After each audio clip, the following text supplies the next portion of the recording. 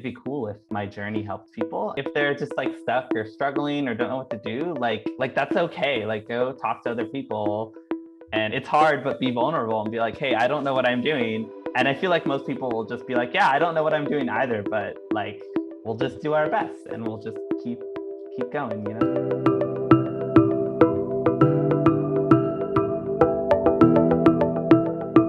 My name's Derek. Currently, I work for a company called Typeform. They're a tech company, which is interesting in that they're mainly based in Barcelona, in Spain, which isn't typical for tech companies. And I got hired originally for the San Francisco office. That was back in April. And so at the time, we were like, everyone was like, oh, after summer's over, all the offices will open again. And so that was like my original trajectory. But after it became clear that wasn't going to happen, I decided I wanted to go try living in New York just to do something new and also be closer in time zones to the main office. I'm currently on the partnerships team and I help make integrations. So we have a product, Typeform, which people use to collect data about clients and do a variety of other things online. It's like a Google survey, that type of thing. And I'm on integration, so I help connect our product to other products. Like after someone fills out a Typeform, that info gets sent to a Google Sheet or an Excel file or something like that. Yeah, that's where I'm at right now. I grew up in SoCal, so this little suburban area outside of LA called Agoura Hills. The biggest city near there is like Thousand Oaks, people tend to know. And then if you don't know that, the area is west of the San Fernando Valley. But basically it's like as stereotypical as you can get like white person suburbia. I mean, one big influence is definitely like my dad is an engineer and he bought me a computer when I was 3. And so whenever we like wanted to upgrade our computer, my dad was very much like, he would buy us the parts and then I would have to like go in and install them, or at least like sit there while my dad installed it and he explained it, So I think I definitely credit that to like I'm not like afraid of computers or tech. I've always been the unofficial IT guy at like a lot of my jobs. And then I also I've been a nerd my whole life. So, I've played video games from a very young age.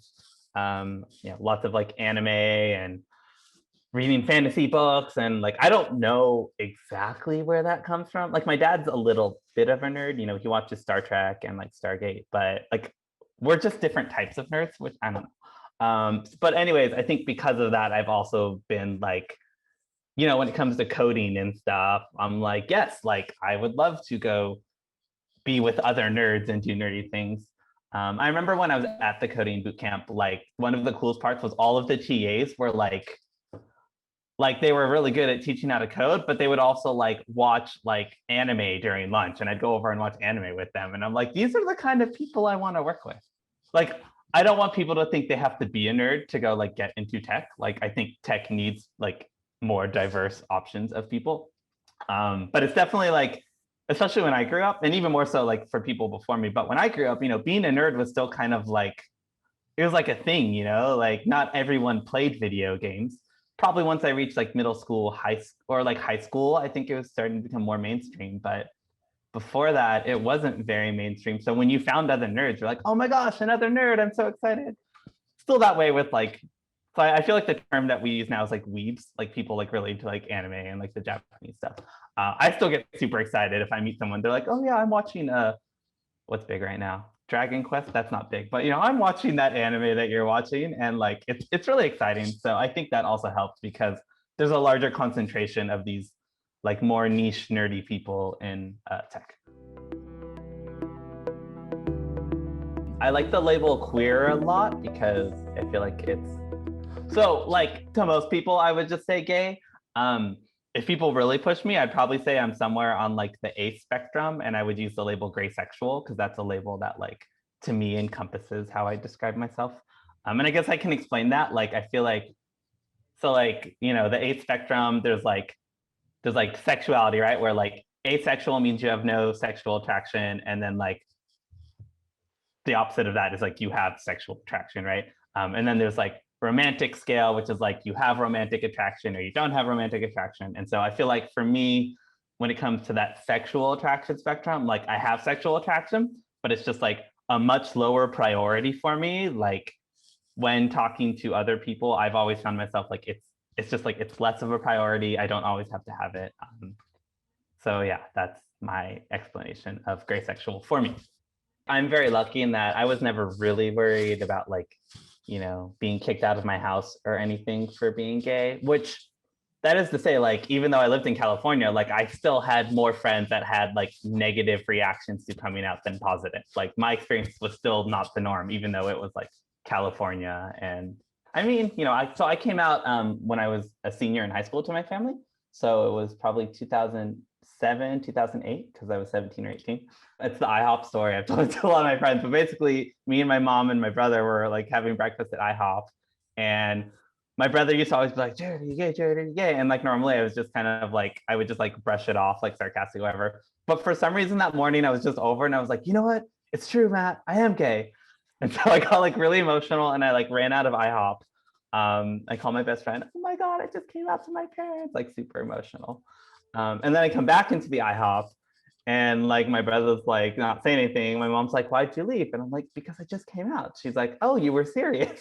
Because she didn't realize like it actually happened. But it's a happy ending because then afterwards we went home and she's like, I still love you, I'll always love you. So it was a really happy ending. I guess the only interesting thing really, and then same with my dad, like I told him the next day, he's like, it's fine, it's your choice. The only interesting thing is that like they were completely surprised. I had no idea. In college, I was trying to figure out, what to do with my life. And I was originally I was at community college and I was going to be a computer science major.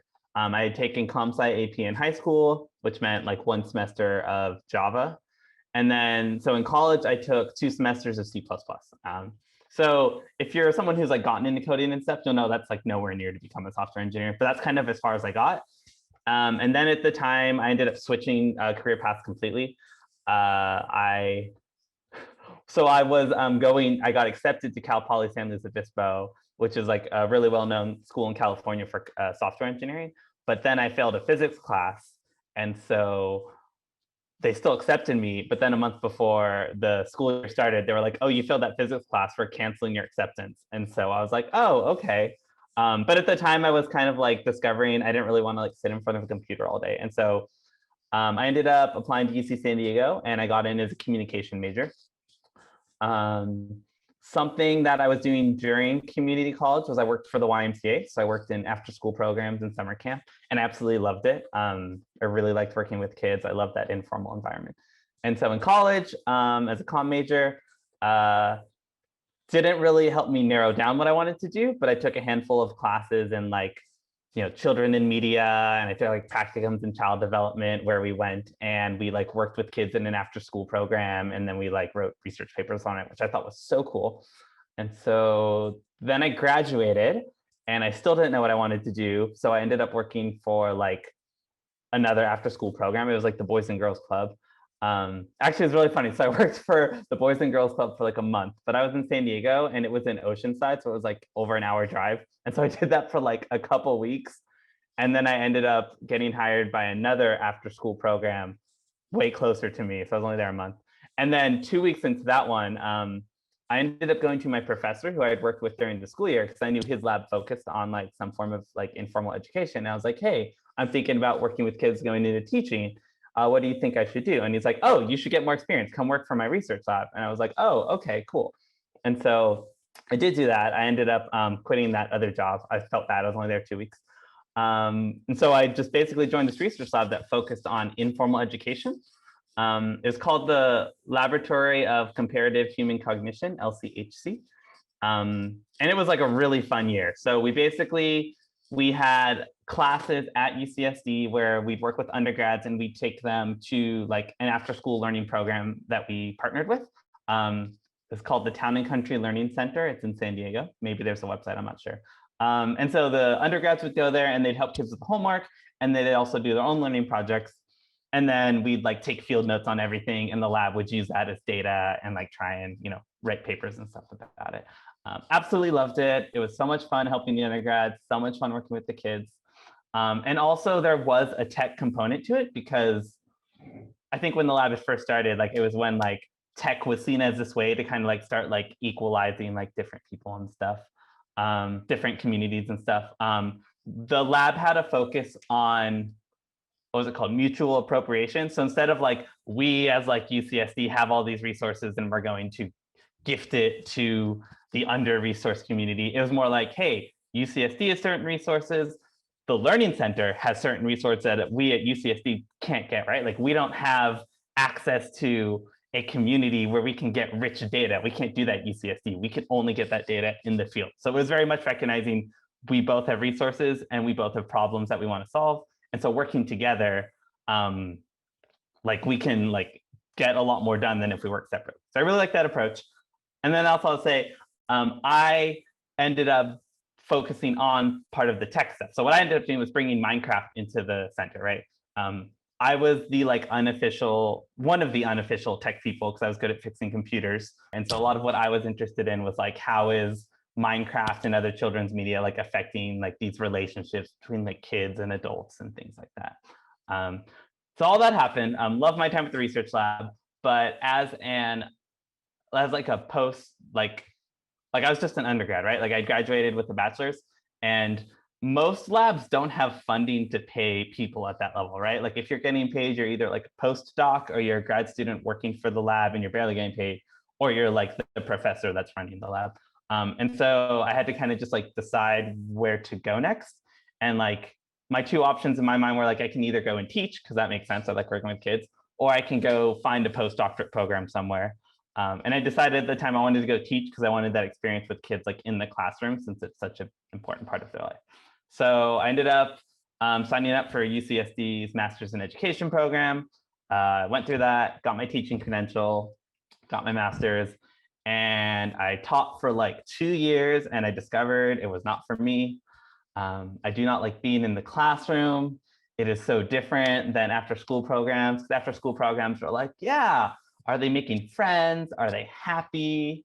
What are you interested in? And then school, it's a little of that, but it's more like, did they learn the math thing? Did they learn the reading skill? And it wasn't for me. I don't know. I just wanted to talk to the kids about Pokemon. Like that was popular at the time. So anyway, all that being said, during the summer while I was teaching, because I needed a job because teachers are paid very poorly, both in San Diego and San Francisco where I taught, I ended up applying and running to be a director of a tech summer camp. So they're called LGBT Tech. I love that company. They're so wonderful. But every summer, for 3 summers, I was the director. And so we'd have this camp where kids would come and they would learn how to code, build robots, make video games. And so my staff, they were like comm-sci students or like digital media students from college. So they have like the technical skills, and then I had the education background. And so I was managing them, but also like teaching them how to teach and like helping them with their classroom management and things like that. And so through that, I think it kind of like rekindled my interest in like tech and coding and stuff. I mean, it was really cool to like see these kids build these games. And then every Friday we had a family showcase. So like all the families would come in and you'd walk around and see the projects that kids have been working on the week. And I don't know, it's just cool. I liked doing that. And then I had to stop teaching. And so for a year, I kind of like had to figure out what to do. And I bounced around like a lot of different jobs. First, I was a receptionist for a real estate agency. And then 2 weeks into that, they also had me start doing their escrow stuff. And so I did that for 6 months, and it's like the easiest job I've ever done. I probably had like 2 hours of work every day. And then I just like sat around and like read and played video games and just like all the silly stuff, which was fine for a while. But after 6 months, I was like, all right, I need more stimulation. And so I left that, ran my summer camp again that summer, came back, and then I went into catering while I tried to find a full-time job. So I catered for 6 months. And then I finally landed a job as a receptionist for a coding bootcamp, or sorry, as an office manager for a coding bootcamp. I called App Academy. And so I was really interested in that because I'd been considering this coding bootcamp route because I really didn't want to go back to school for 4 years. I just wasn't sure if I wanted to go into coding or not. So I was like, okay, I'll go work as an office manager for them and see how I feel about it. And so basically I did that for like 8 months. And while I was there, I did some coding projects. Like I used Google Scripts to automate creating, they have like graduation certificates. So I like use scripts to like automate that and stuff like that. And so I was like, okay, you know what, I'm gonna try it. I was also like seeing people graduate at like triple my salary. And I was just like, you know what, if I want to live like in a city, I need to up my salary. And so that's how I ended up getting back into tech, really, is I ended up quitting my job and then enrolling in the coding bootcamp. And so I did that, graduated in February. I was in the job search for only like 2.5 months, which is not typical. Normally it takes like, 4 to 6 months at least. And then obviously this year, most people take a lot longer because COVID affected hiring a lot. But I ended up posting in, there's a Slack channel or a Slack workspace called Out in Tech, which is specifically like for queer people in tech. And so someone from Typeform posted in there and I followed up with them, and it took a while, but eventually I got offered a job as a junior engineer there. And so that's kind of my whole journey. Started working with kids, kind of like tech and kids, and then eventually just went full tech. And I do eventually plan to like go back to something with like kids eventually, even if it's not a full-time job. But I really value everything I got. I really value my journey. Like I'm super happy I had this weird alternative journey into tech instead of just like go to college for your comp sci degree and then go right into it. So a little context, it was a really unique position that I started in because so the SF office, sorry, the US employees is under like 50. Like we don't have that many US-based employees. And the office I joined, specifically the SF office, like their new office had just opened in February. Before that, like it'd been a handful of people working out of a WeWork. So like SF Typeform is like really new. Like to the point where it felt like its own like startup that had just started. I'm on the engineering team in SF. There's only 4 of us, and all the other engineers are in Barcelona. So like it was like just, it was all so new. My boss got hired like 3 months before me. Overall, I love Typeform. I think one of the things Typeform does really well is they hire people that want to work together. They want to work with each other. They want to fix problems. They don't want to just like ignore things till they go away. And I think through everything, like that has really been a benefit. Like I think, so that's like the good side. The downside is like, it feels like we're a new startup and we're like growing and we're just trying to figure out all these growing pains. So one of the biggest like challenges is 8 a.m. in California is 5 p.m. in Barcelona. So like, there's just not good overlap time. One of the reasons I wanted to move to New York is like, now I'm more in their time zone, so I can actually like talk to the other engineers in the company. And already, even just being here a couple of weeks, it's been like that. As far as like being queer, I mean, I think it is an SF-based office, so like no one batted an eye at the fact that I was queer. Typeform's doing a big diversity push right now, so they've been sending out like surveys and stuff to like gather feedback on like what we the staff think we're like how Typeform is doing as far as like their diversity practices, initiatives and stuff. It's been going a little slow, but I think that's normal with a company trying to figure it out. They do have lots of room for us to give our opinion and feedback. I tend to be more vocal because I like that. I'm also not like an expert though, right? Like I have my own experience, but I mean, I have a handful of training because UCSD's education did like have that like diversity component in it. So that's cool. Like I'm a little more informed than like the average person, but I'm definitely not, I didn't do like critical gender or race studies in college or anything. So I like that they are very self-reflective. Like they understand they're not there yet. And I would say they're like really like trying to put in the investment in resources to get there. Obviously we got connected through them and that was part of them trying to like reach out to people. I think individuals in the company are super supportive of it. Like I said, I was connected to Typeform through this Out in Tech Slack workspace. I don't even know if the person who I ended up like talking to is like identifies as queer or not, but like they were just comfortable like trying to promote Typeform in like more different spaces. I think the biggest tell for me is they have hired like a diversity consultant. And so to me, it's like, oh, they're actually putting money into like promoting diversity. And I think that's a big tell for a company. I don't think I'd tell myself to take a different career path. I'm very happy that I took like this roundabout journey. I feel like my first thought is like I would tell myself to start exercising earlier, like go to the gym in college, Jared. Gosh, I started when I was like 27, and it's like imagine if I'd started 10 years earlier. I probably would have come out a little earlier to my parents. I feel like even though we still don't talk about that much, like when I did come out, like it just there was some like weight there that was just lifted. Like I don't think it was anything they did. I think it was just like having to hide that part of myself was just always like kind of there in the background, even though I knew it would be fine. Like I was very confident my parents would accept me, but it was just finally telling them was nice. Go to less gay bars and gay clubs and stuff. Like just realizing that like those aren't I know like what makes me like feel validated and happy and like positive about myself, and like those are not the scenario, those aren't the scenes that make me feel good about myself. I think for some people they work great, but not for me. So I would tell myself to put more effort into finding queer spaces that make you feel good about yourself as opposed to making me not feel good about myself. I think you have to come in with the mindset that you can do it, and not in the sense that like only certain people are smarter enough or not, but like I personally think anyone can learn the skills that we need. I think the tech skills that I know, I think it is easier for someone to learn these skills than it is to learn the other skills that I use in my job as far as like communication, soft skills, right? Like I think those are the hard skills. Those are the ones that it's hard to teach because like you have to redo it. But as far as tech skills, like you can learn it. Like if it's interesting to you, and then the other thing is like don't be afraid of failing. Like that's just how you learn. Like you're gonna get things wrong.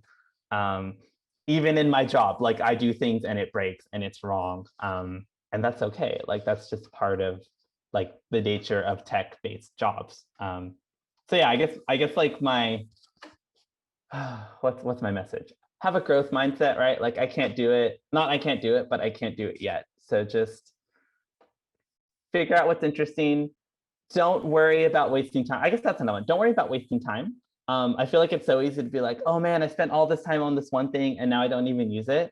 And like just realizing like, no, like the experience was valuable. You're better at learning now. You're better at understanding things. Again, I've talked about how like my journey was so important. I think being a comm major and like learning how to manage a classroom, I honestly use those skills in my job every day. Like I know the importance of structure versus agency. I know how to communicate with my team members. Like I wouldn't have gotten these skills if I had just gone straight into tech. And I think that's what makes me such a successful tech worker is my journey, not just like my tech skills, if that makes sense.